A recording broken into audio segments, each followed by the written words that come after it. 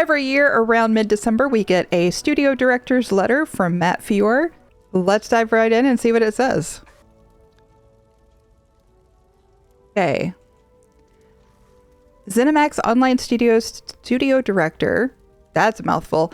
ZeniMax Online Studios studio director Matt Fior talks about another big year for the Elder Scrolls Online and some of the even bigger changes coming to the game in 2025 and beyond.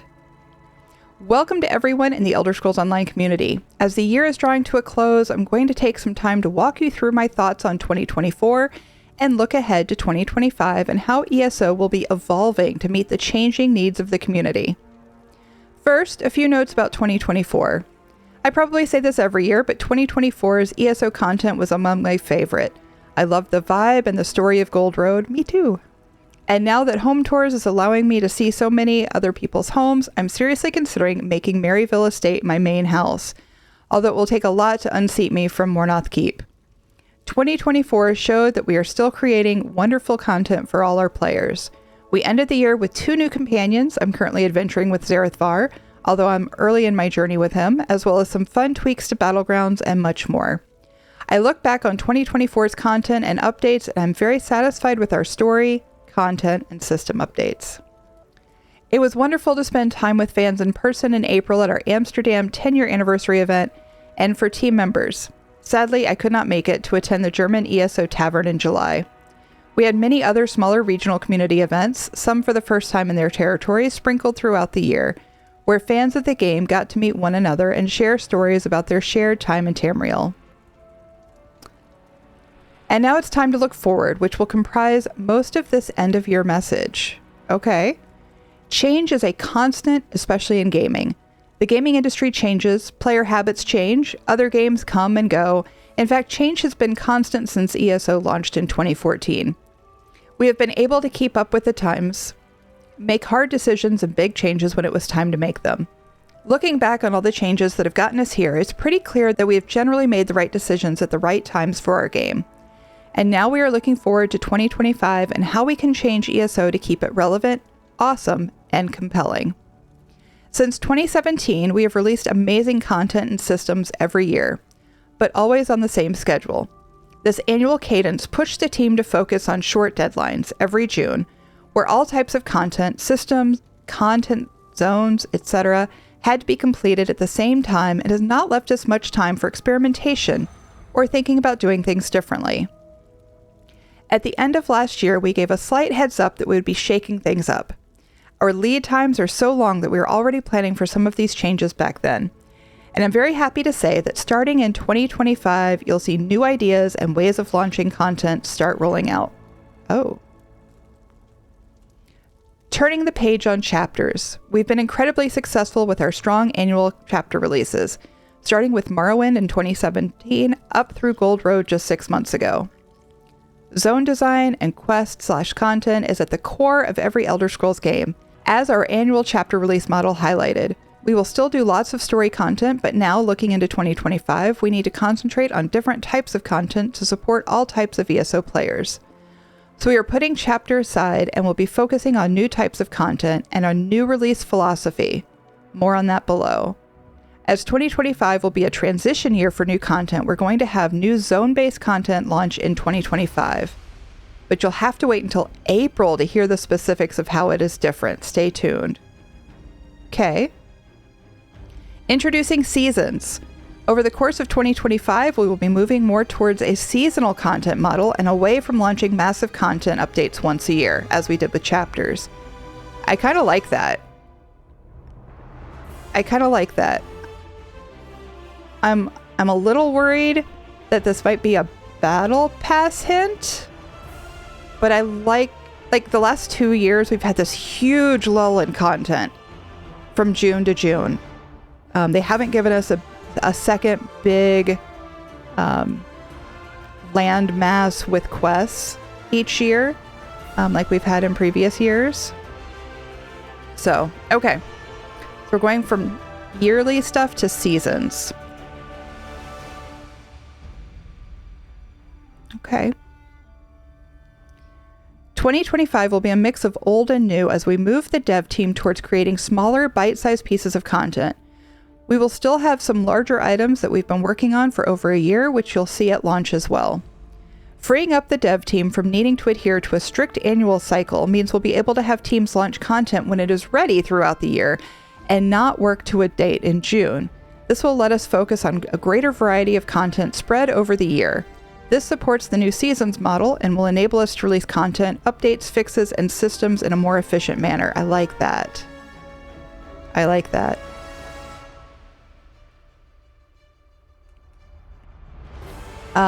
Seasons like 76 does, perhaps. I don't think that's what they're saying.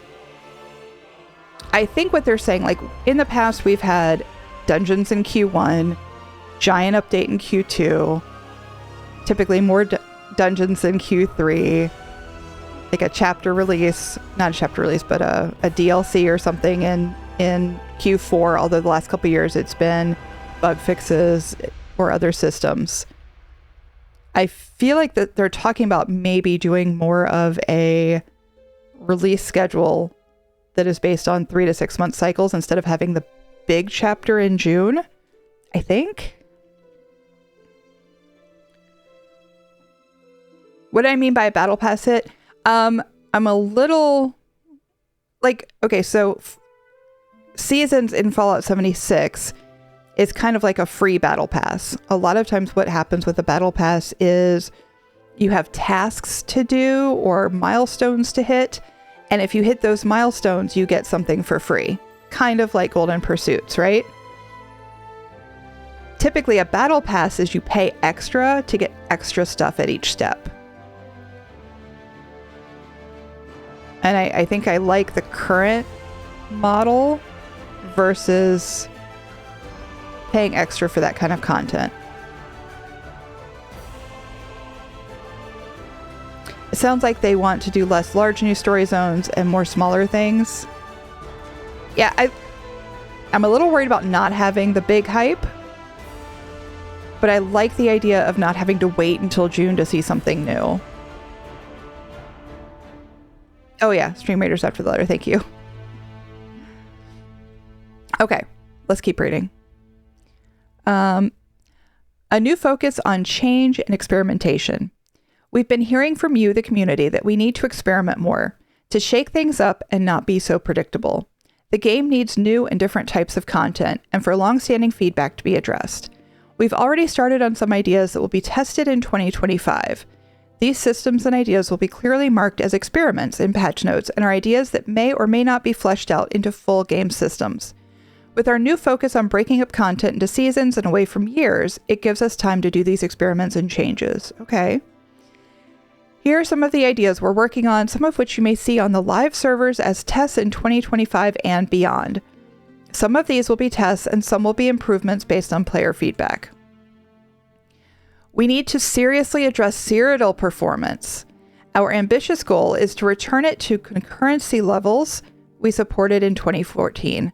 So we'll be experimenting with a Cyrodiil campaign where all classes will have PvP specific and more performance skills that replace the standard player skills with the expectation we can support more players per campaign. Okay, let's touch on that for a second. All classes will have PvP specific skills. That's exciting and scary at the same time. So, is that how Final Fantasy XIV does PvP? Okay. I'm not much of a PvPer. I like that I currently, as a PvEer, can just hop into Cyrodiil, do some quests, and hop back into PvE without changing anything about my build. And it sounds like this will take that away. That I will have to...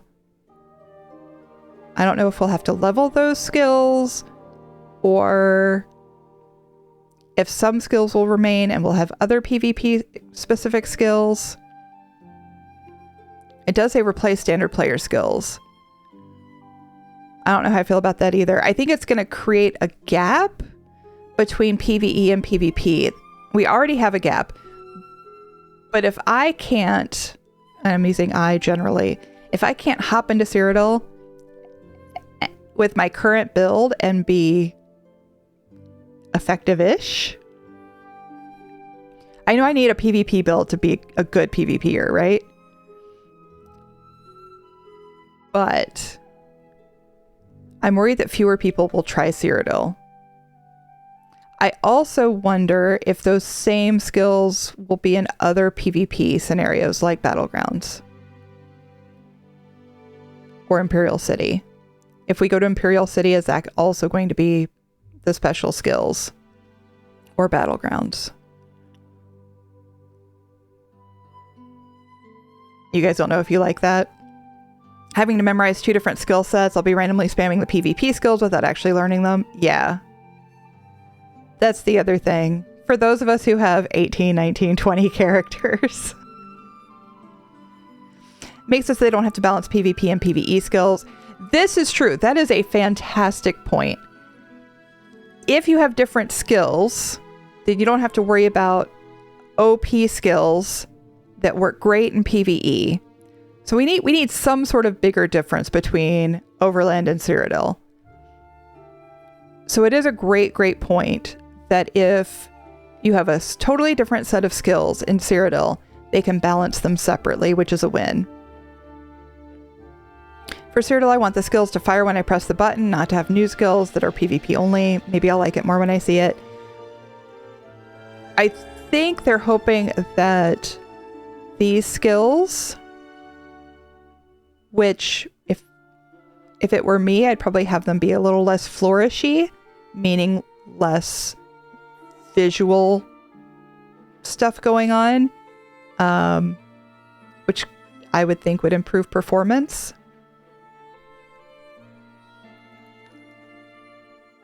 I think I'm likelier to try more PvP if it's clear that it's meant what is meant for PvP, because I haven't taken the time to try to understand PvP at all. Okay, fair point. You already have PvE and PvP builds, so not too different. Okay. As somebody that isn't interested in PvP, this sounds great. Like I said, I won't have to worry about one of my skills being nerfed because PvP found an exploit. That is a very good point. Very good point. So basically releasing big new zone releases is too expensive and not getting the new returning players they need, so they want to focus on smaller features that will be cheaper to make but keep people playing longer, hook new and different types of players from other games. Maybe.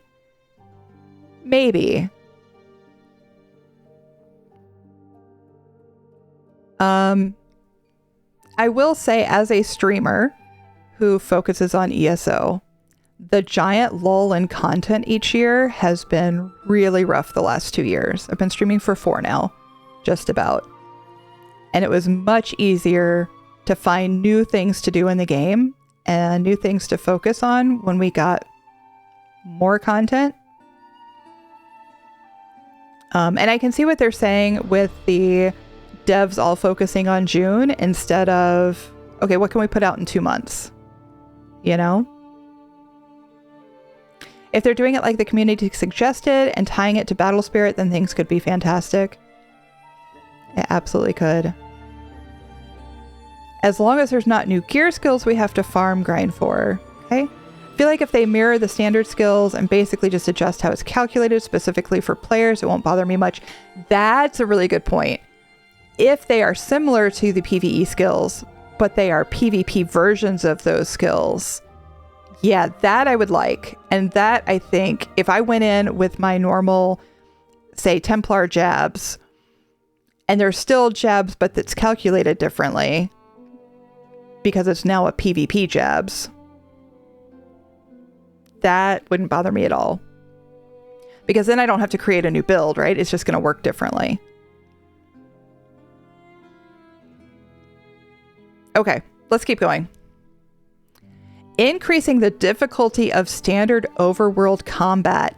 That's exciting. That's exciting. Increasing the difficulty of standard overworld combat. Overworld combat, for the most part, I mean, the base zones have been out for 10 years, and power creep has been incredible in that time. So making it even just a little bit more difficult would be nice. Development in general is more focused on small incremental updates these days rather than big releases too, so it fits in better with how developers want to work. Yeah, I think that's the bigger thing. And maybe we still get new big zone updates. It's just not going to be in June. It'll be when it's ready. You know what I mean? I don't know. Like if my Warden still has beetles and still functions pretty similarly, maybe a faster second burst or whatever, and different damage calculations, I'll be happy. I think that's a really, really good call. Correct me if I'm wrong, but aren't there sky shards in Cyrodiil? If so, fast would make it impossible for non-PvPers players to collect them. Again, it depends on how they do it. You make a good point, and there's certainly reasons for PvE players to go into Cyrodiil. There's regular quests that you can pretty much PvE your way through. In fact, I have a video on that. I think. Maybe? I forget what the command for that is. We'll get the video up. My video is how to PvE your way through PvP content. Specifically for White Strakes Mayhem, which is our big PvP event. But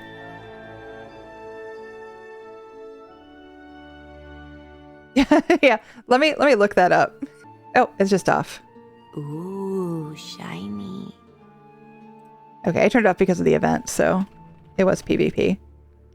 I call shenanigans. Morning, Texas. I'm fantastic. How about you? Get good. Yep, that's the one. Welcome back, Wonder Dog. Okay. Improving the overall feel of combat with animation, effects, and potentially audio work. Improving the overall feel of combat with animation, effects, and potentially audio work. So they're going to change up the way skills look and sound. Okay. Experimenting with more zones like Craglorn. Ooh. Experimenting with more zones like Craglorn, although not as large in area or scope, created exclusively for high-end group and soft group content with associated gear chase. Hey now. I like that. I like that a lot.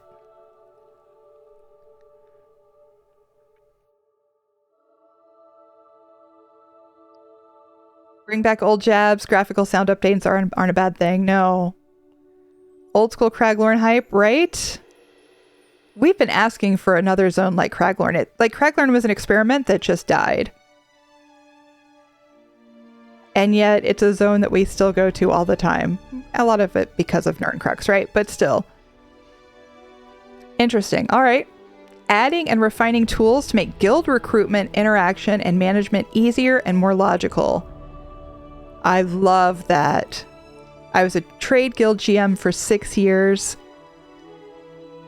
The guild tools in the game are kind of crap. There's no dedicated guild halls. There's no... we can they've added some stuff, like we can now link our guild in chat. But there's no search on the guild finder, which is also fairly new. Guild management is a beast, and console is just out of luck. Because I relied heavily on add-ons. It died because the rewards weren't there. So why would this experiment work when the Craglorn experiment failed? It's a bit niche, as I suspect most people won't lead guilds, but this is a much needed change. No, but you use guilds though. Imagine if it was easier to find a guild in the guild finder. Right? Wonder how much of that experimental is going to be stuff like Nerncrux, how much is going to be group delves. Yeah, I guess that's my question. Did Craglorn fail? You want me to find a guild through the game? I thought that's what Twitch was for. Here's the thing. Twitch makes up a teensy tiny percentage of the player base. We reach, as streamers, a tiny percentage of the player base. YouTube reaches a few more. And then there are some people who maybe Google if you're lucky. So in-game options that don't require Google, Twitch, or YouTube. Right? Yeah, the guild finder right now, it's helpful-ish, right? But if you're looking for, you know, a trade guild with no fees in a good zone. How do you find that? Right? You have to go to that good zone and look up the guild. Well, now what about trial guilds? Or, you know, you can't search by name. There's no search bar. The Craglorn content was amazing, but the rewards weren't there to back up the effort put in. Okay. Well, it does look like there's going to be a gear grind. I don't know how good the gear is going to be or how that's going to work. I mean, every zone has gear, right? So I totally skipped Craglorn, to be honest, in the days when I first got ESO, except for Ritz. Yeah, honestly, when I started Craglorn, you had to go to Craglorn to do top level Ritz, right? And I think that's really all I did in Craglorn for a while. I think it's hard to stay far enough ahead of that 1% to 3% who get to endgame content while most of the game population is still venturing into mid-game. So us trying to address this again would help a lot, I think. And I feel like this is part of it, right? Like, if we're going to make overland combat a little bit more difficult, if we're going to give some zones that are even more difficult for groups, it gives you more stuff to do as a group, because it is an MMO after all, even though a lot of people play it as a single player game, without being sweaty trials. I mean, if anyone wants to do the full Craglorn quest line, lower and upper, even now I'm happy to run it with people. Craglorn get to vet 16, yes. Will also escalate the power creep by a large amount if they're always pushing top-end content. Yeah. I also wouldn't say Craglorn failed. I think it's just what excited Zos about it was different from what excited players about it. We wanted the unique rewards. Nerncrux, they wanted it to be a cool group combat zone. For sure. And now, honestly, most of Craglorn isn't even as difficult as some of the DLC content coming out, so...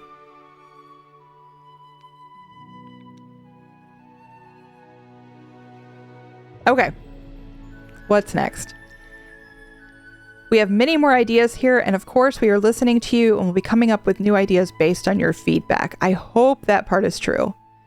I hope they utilize feedback. Although, if we look at the forums, we definitely see all kinds of feedback that's probably not what we would want them to listen to, but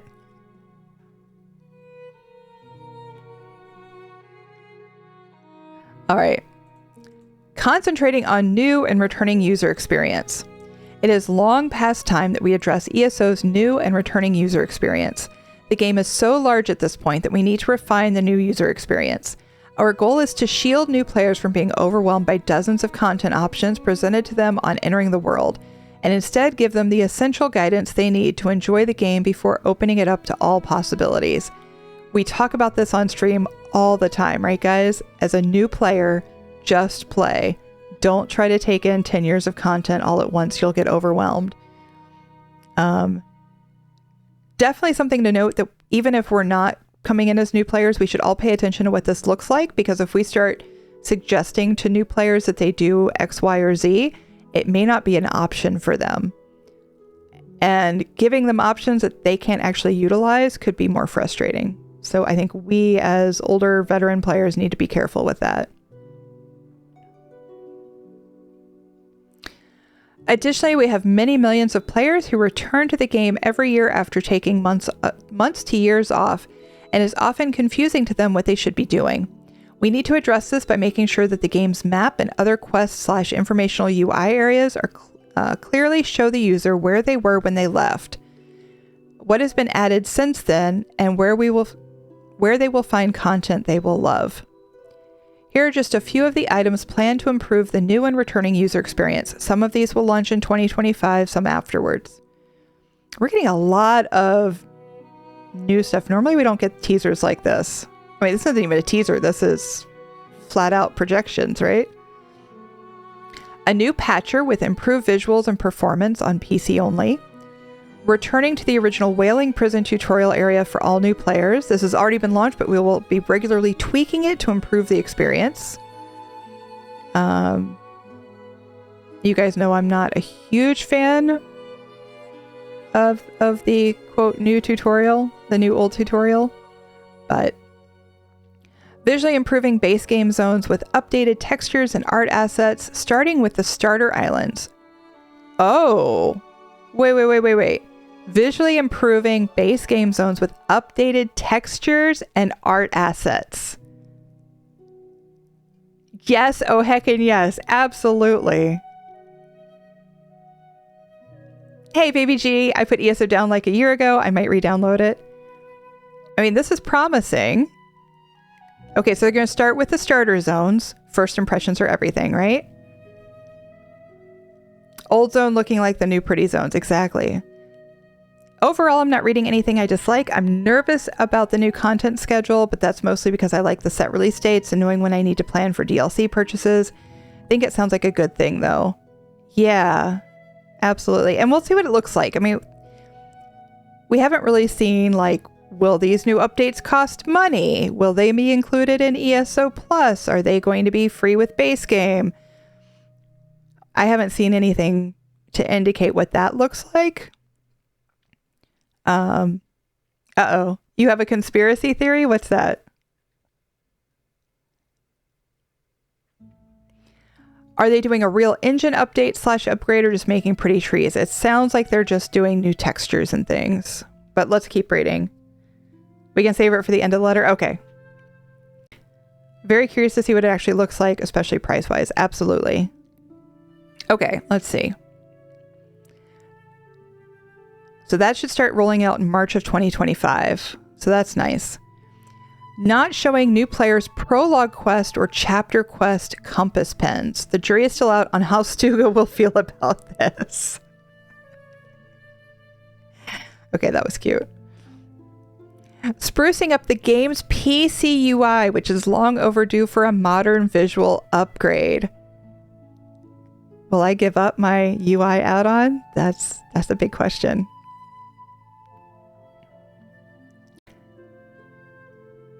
Just Damon, I want to skip the main prologue, find the art bridge, which you could never abandon to begin with. I will now have to play through, and I still can't abandon it. They mentioned Stuga, but to me this is worse. Fair. Fair enough. But we love Stuga. I love her more now that she's not chasing me everywhere. Yes, if I had to guess, I'd expect ESO Plus will change and overall things will be a bit more expensive, but more incremental costs rather than big purchases. Yeah, it'll be interesting to see how they monetize this new system. It would be nice if that was an option, kind of like the tutorial. Okay. Other map and UI systems still in design idea stage to make returning to the game more seamless and get you back into the action quickly. Can that include a minimap? Please. Can we get console minimaps? Can I give up my minimap add-on? Continuing to tell great stories. With the changes to our content release model, please be assured that we are not abandoning new quest content, but we will do it in different ways than we previously have. As our focus will not be on adding giant new land masses, although we will still do that from time to time. Project Amber Rose, thank you so much for the follow. I greatly appreciate it. Play or no play, someone playing since 2016. I'm tired of seeing the main quest. Yeah. Although it's also a quick way to get skill points, so But I'm also somebody who runs around with a full quest journal all the time, so it doesn't bother me because I don't have to have my quest journal empty. I know some people do. Okay. Continuing to tell great stories. With the changes to our content release model, please be assured that we are not abandoning new quest content, but we will do it in different ways than we previously have. As our focus will not be on adding giant new land masses, although we will do that from time to time, instead we will use existing zones and areas to tell new stories. Oh, so we're going back to some of the old stories. Some of these are continuing the stories in existing zones and storylines, bringing back familiar characters. Oh, continuing stories. Okay. New stories focused on hallmark Elder Scrolls organizations like Dark Brotherhood, Thieves Guild, Fighters Guild, and Mages Guild. Those have needed a revamp for a while. Right? Like, there's no reason. We were talking about this yesterday. There's really no reason to go back to the Dark Brotherhood once you're done with it. Splitting a large zone across multiple updates. I like that. I like that. You get a large landmass, but you get it incrementally. I kind of like that. Rather than just dumping a whole big zone on us and we play through for 2 weeks and then we're done. Right? If we can serialize the update and the questing involved, give us something to look forward to in 2, 3, 6 months. Okay. We're embarking on these changes to give the development team the space to find a new cadence that can mix new content and systems with addressing feedback, fixing issues, and adding new quests and activities to existing zones and stories.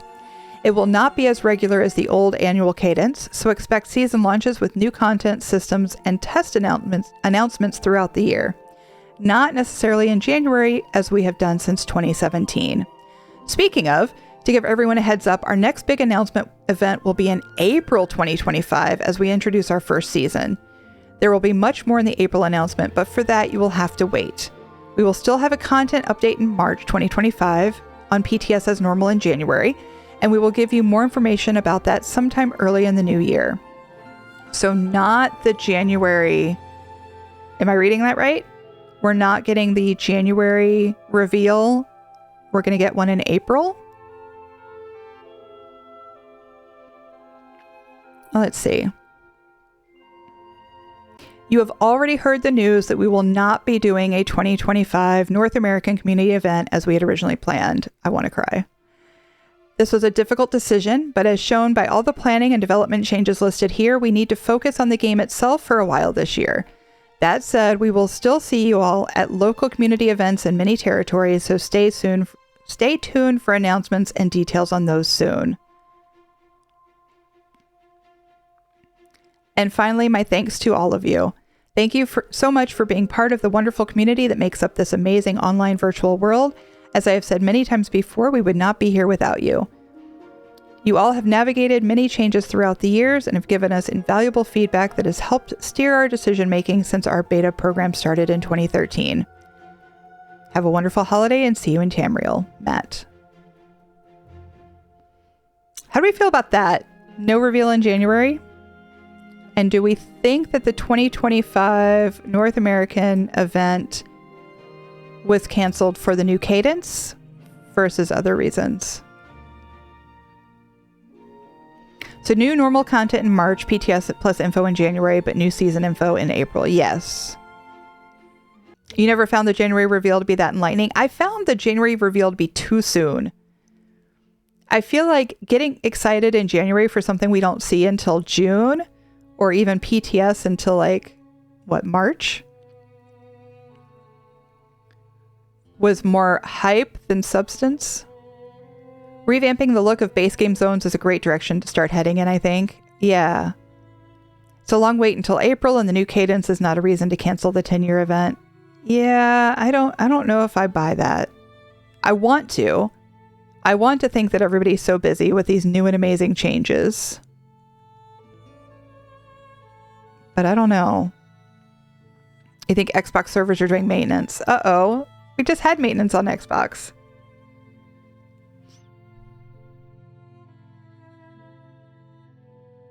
They canceled the NA event because they had to pay for all the extra stream team members. Thanks, man. Welcome. I don't know what they're paying me with, but you're welcome.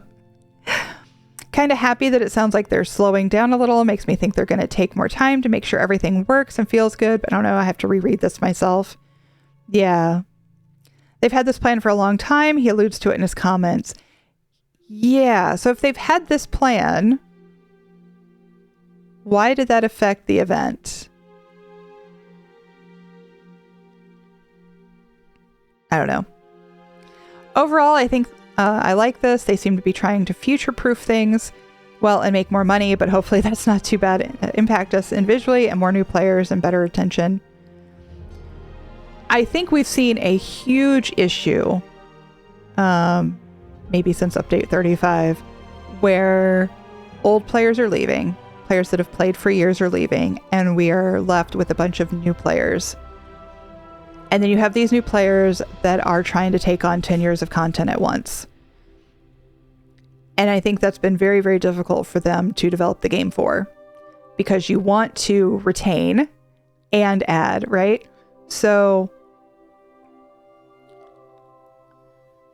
hopefully they can entice new players to stay. Maybe entice older players to come back. I think a lot of the people that I personally know that have left aren't going to come back for pretty trees. They're going to come back for more content. I don't know what kind of content that looks like, but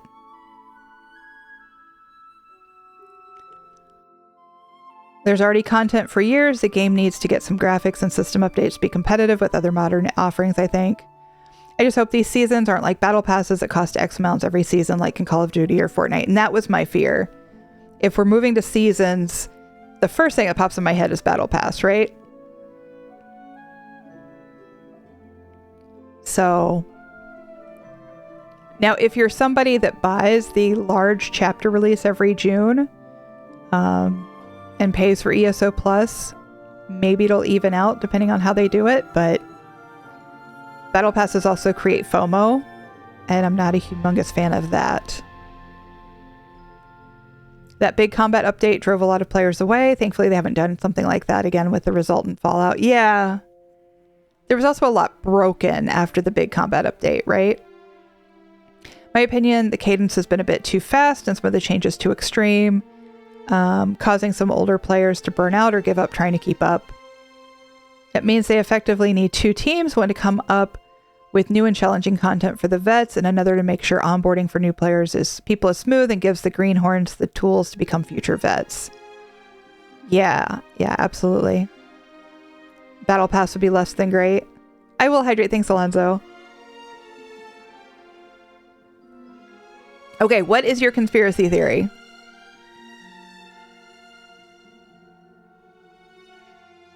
Do tell. So teaching new players light attack weaving, I think that should have been part of what we talked before. Instead of having a tutorial that then lets you loose in the world, I personally would love to see a tiered tutorial system. Build it into that Arbridge quest line. Okay, maybe not, because you only wanted to have to do it once, right? So scratch that. But build it into the game so that when your first character gets to, say, 30, you go back into a tutorial. And then at any time, you can, instead of having to click on the question mark in the game to get help, you can go to the tutorial area. Maybe there's a combat dummy you could parse there. You wouldn't have to join a guild in order to parse and get some sort of, skill feedback. But it would teach you light attack weaving. So you could say, I want to train light attack weaving, and it would spit out your percentage of light attacks. Something. I think that would be a tremendous help to the game. It'd be a great way for, trial guild leaders to train up their people. I'll let you know I pre-purchase all chapters in my ESO Plus yearly. If it costs more or less, I will know quickly. Yeah, for sure. For sure, let me know. Could they have been told to stop introducing new zones for now until Elder Scrolls 6? I don't think so, because they're saying we will get new zones. They just might come out piecemeal. You might have been gone for that bit. If we look up here,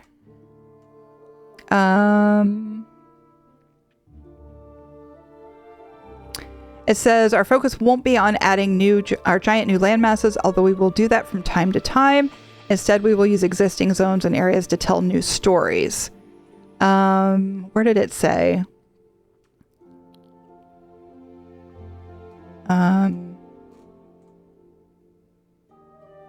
Yeah, it said something about releasing new zones incrementally. What is this about a battle pass? It's just something that comes to mind when they start talking about seasons. They have not, before anybody gets up in arms, they have absolutely not indicated that we're going to a battle pass. It is just a logical jump in our brains as gamers when they say seasons. I work in retention. I can say in my company, a lot of others, they are so focused on new and returning players, they don't focus on how to keep current players. Yes.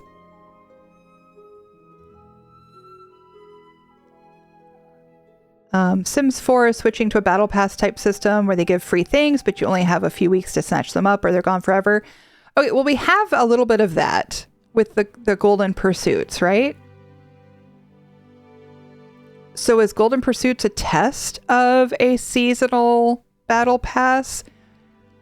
I'm completely fine with login rewards. I'm completely fine with the Golden Pursuit and Endeavor system. It creates some FOMO, but especially Golden Pursuit, they give us plenty of time to get it done, right?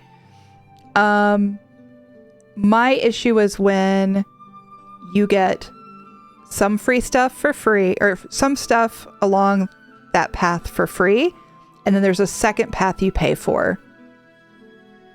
Elder Scrolls 6 isn't real.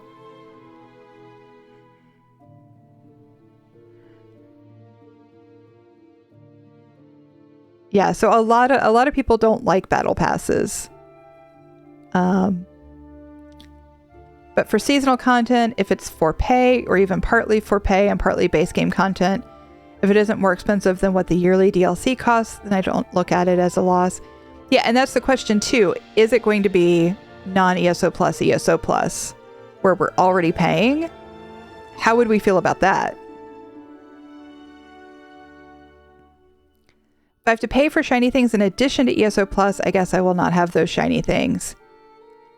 Seasons, less businessy way of saying quarters, if I remember correctly in this case. They did say 3 to 6 months. So it may not be quarters, which is, they've been working in quarters, right? Quarter 1 is typically this, quarter 2 is typically that. This sounds like a little bit more flexible, 3 to 6 months-ish. It might depend on what they're launching. I expect ESO Plus to change with this, maybe having multiple tiers with less free. Could be. That's why Golden Pursuits kind of irks me. People only have a limited time to get things.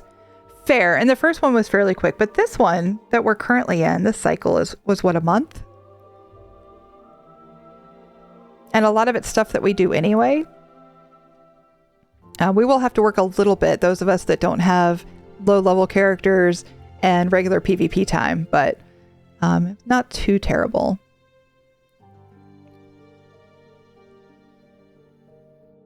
You have a feeling they're just calling their financial quarter seasons. Okay.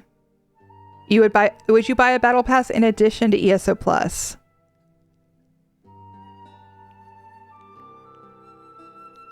It was like 40 plus days. Okay, yeah. You're already buying DLCs. Well, you're buying, if you get ESO Plus, you're probably not also buying the DLCs, right? You're just going to buy the single expansion per year. So the question is, would it be more or less than that model? 3 trials in an hour plus a bit yesterday. Right. Of course, we have the benefit of being able to pull people from stream and get that settled. But we also have Group Finder in the game now. So normal trials are pretty quick if people know what they're doing. You'll just use that money. Yeah, so if it's not more expensive than the current model, for those of us that do buy everything that comes our way, right? At least ESO Plus and the expansions. That's not horrible. They might do what Genshin does and do a free battle pass, then a paid one. Yeah, and we see that with Stream Raiders. We saw that with Once Human. So, and again, let me reiterate. Nothing in Matt Führer's letter suggested a battle pass. We are just jumping to the next tier. When they say seasons, a lot of us who play other games think battle pass. I think they may be switching to seasons, so they aren't using quarters anymore and have a more flexible timeline. I agree. Where in a season would be 3 months or 7 months. Right.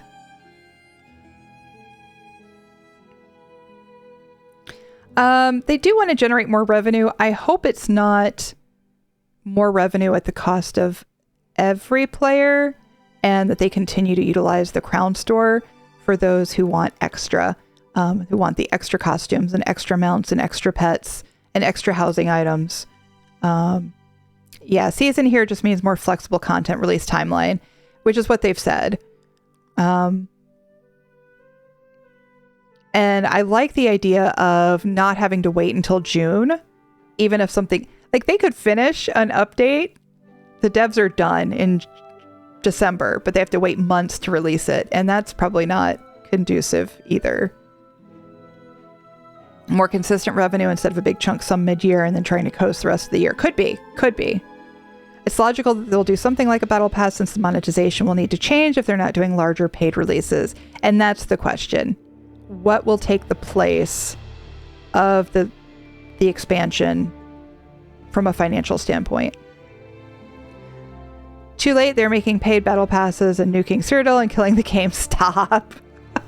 They're not. Stop.